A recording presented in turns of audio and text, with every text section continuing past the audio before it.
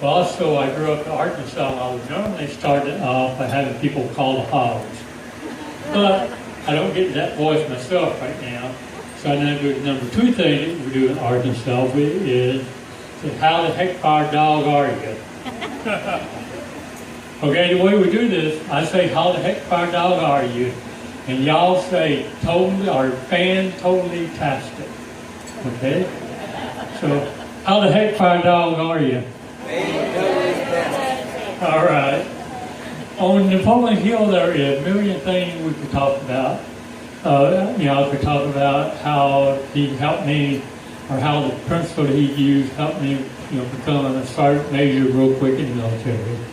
I could talk about how I use it to start, build and sell businesses. But today, really, I'm here to talk on how to use it to help speed up your health recovery and how to get over things that maybe other people couldn't. I'm the type you would have thought that I would have had a long life with nothing, whatsoever go wrong with me. I would plan on working until I was 80 at least, and living with her at least until I was 90. Grew up on a farm, ate the right type of food. My mother, father, grandmother, grandfather, both sides were in the low 90s when they died. So I should have, been there, but for some reason I'm not.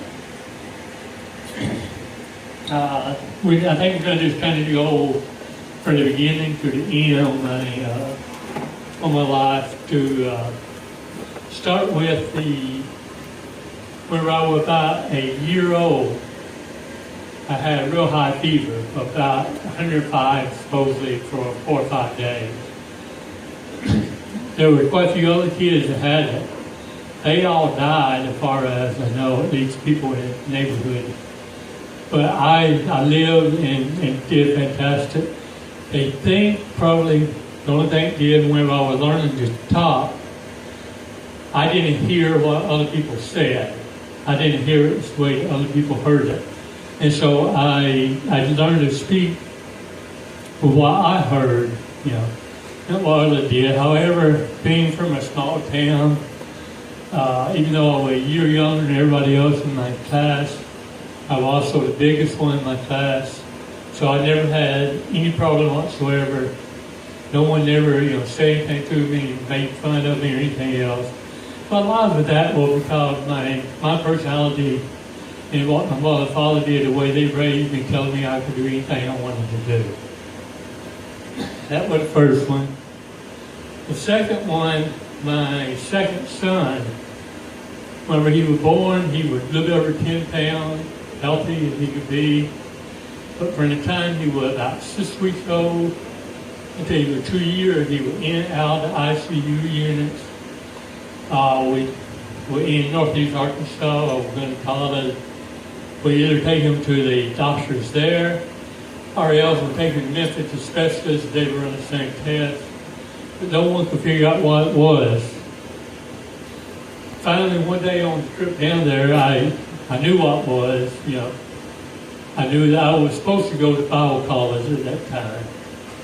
And so I said, okay, you win. I was about finished with my accounting degree, had a really good job at night as a welder, and, we had a new home and things. But anyway, I went back, put my house on the market. The first person that looked at it took it and paid more than what I asked for it. When I went through the rental truck, they gave me 3 additional days.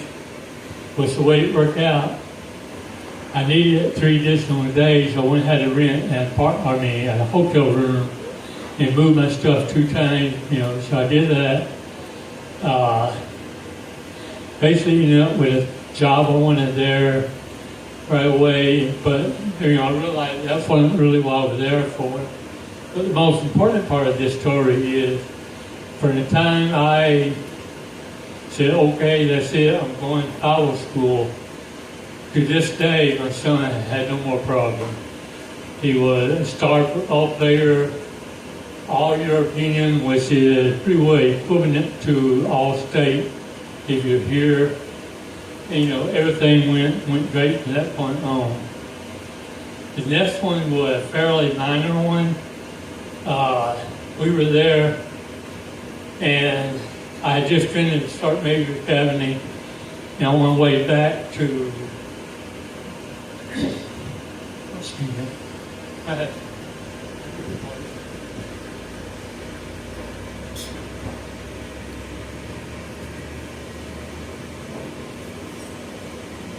on my way back to Germany, and so my mother and father was due for their 50th anniversary a few weeks later.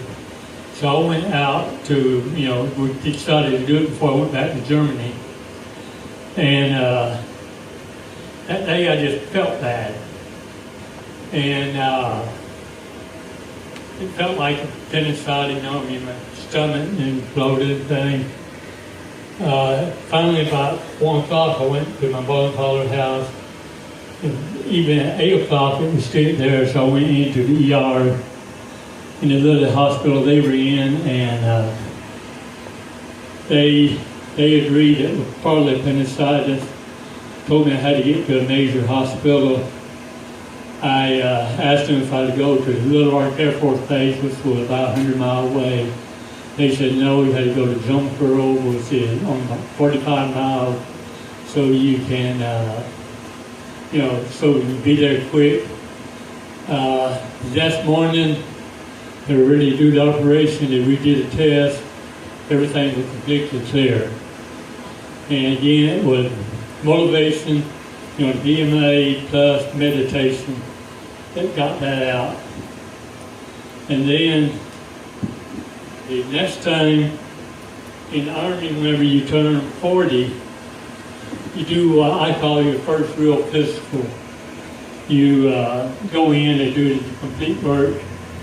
I went in, got up that morning, did my 5 to 8 mile run. I thought I was in great health. Went and did my physical. No morning, got back to my desk. Got a call from the doctor that says, Sergeant Major, get your F ass back here now.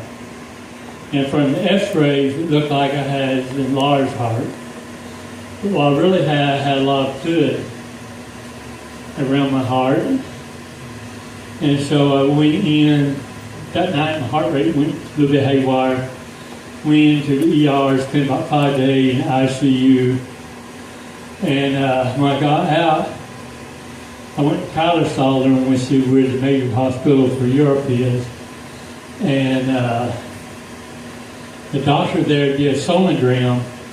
And she called the rest of the doctor and nurses in to look at it. Said it's never seen that much fluid on anybody's heart that was still walking around. They told me not to do stairs, not to go to the field, not to exercise, the whole bit. I still did everything. Matter of fact, I ran back in through the back gate one day, and my doctor was sat there on the patio having lunch. Seen me, said, Sergeant Major, did I tell you? I said, yes, sir, but, sorry. And anyway, then a month later, I went back to the heart specialist again. She did a double sonogram again. No scar tissue, no nothing, no fluid. And it never drained, it never gave me any medication or anything. But again, the only thing I did was add a little bit more meditation and a little bit more PMA to my daily stuff I was already doing. And it took care of it. And then in 2009, I was home on leave from Iraq. And first thing I always did was go and do my physical, which is what I did. Everything turned out good. On Friday morning before I was due to leave, I woke up that morning between 3:30 and probably 7:30 or 8, a half dozen times on the floor where I had passed out with really, really sore stomach pain.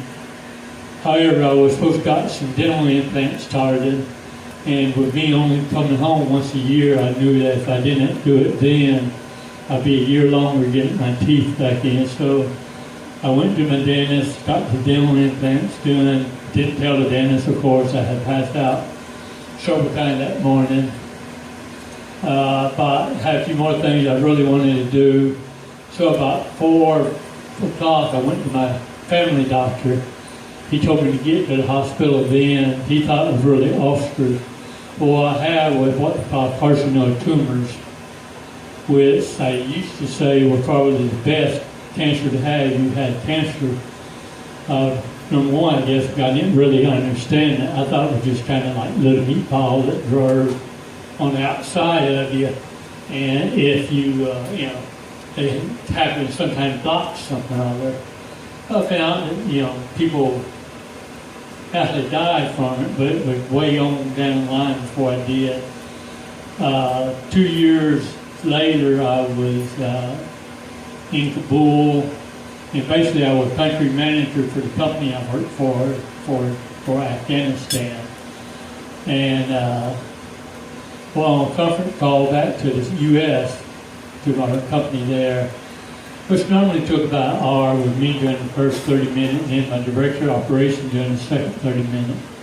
When I did my part, I was fine, no problem whatsoever. By the time my director of operations finished his 30 minutes, I was bowled over, bent over, hurting like heck. He had texted my director of operations, had texted my nurse, and she had called some local doctor we had on contract that was Western trained, but it was a local doctor. And they were coming in the compound about the time we finished it. And I was taken to the French Army Hospital in Kabul. They operated on me again, spent 8 days there. I got staph infection. I was medevac out to Dubai. The company I worked for had called my wife and my daughter and told them to get to Dubai quick as they could. And, I had a really good company, so they bought the ticket for my wife and my daughter, met me at the airport, put them up in a hotel, fed them, Apple stayed the whole time I was in the ICU for the whole 2 months. And the company took care of her and continued to pay me, so it was a fantastic company. But we were there, and then when I got to Dubai, they confirmed the fact that I was probably a dead man. They were still just, moving every now and then. And 2 months in the ICU, several operations later, a great surgeon from Iraq. The surgeon was from Iran, chief ICU from Iraq, and then the French Army Hospital was, even though I had more French blood in me, I grew up, thinking French were rude and polite. And then the nurses were from several countries. And so I told people the worst thing about the whole thing was, and the surgeon in Kabul was for the old East Bloc, which most of my military career was the East Bloc for the bad guys. And so I told people that the worst thing about it was it left me nobody to hate except for the other political party. And, so anyway, everything went great. I got home. I spent another basically 90 days doing hyperbaric. I still have holes. One about a big softball, one about a big, maybe a tennis ball in my belly. And did another, 3 months of that, and then went and did wound care. And then went back to, I was told that probably I shouldn't go back to Iraq, or no, Afghanistan, but I went back after about, I had to wait for another company. And then I went to Iraq, or went back to Afghanistan, and then when I was home on leave a couple of years ago, the oncologist told me I had to stay. And it had moved into my liver and my a lot of the rest of my body. But, we're going to beat it. If we don't beat it, at least we're going to give it one hell of a fight. And at least put a little hole in the armor for another person to come in, another team to come in behind me, and, make the hole bigger until we do beat it. and I'm going to live the life I want to live until I don't live anymore. The other thing I do have, and this is it, I promise. The other thing, I do have 5 copies of The Magic Story. I don't know how many have read it, how many have heard of it, but whenever y'all were switching from your own publisher to Amazon, you sent me, I bought a bunch of copies from you. I probably had given away a total of over 1,000 copies of it. And I got 5 copies here. It's a great little book, and the video or the audio will probably 15 minutes at the most. Get it, listen to it, and see me. I meant to give them away here, but and pick up a copy, one of the 5 copies I had, and you want the credit. Other than Napoleon Hill, I listen to it more than anything else. Thank you, Judy. Thank you, Jim.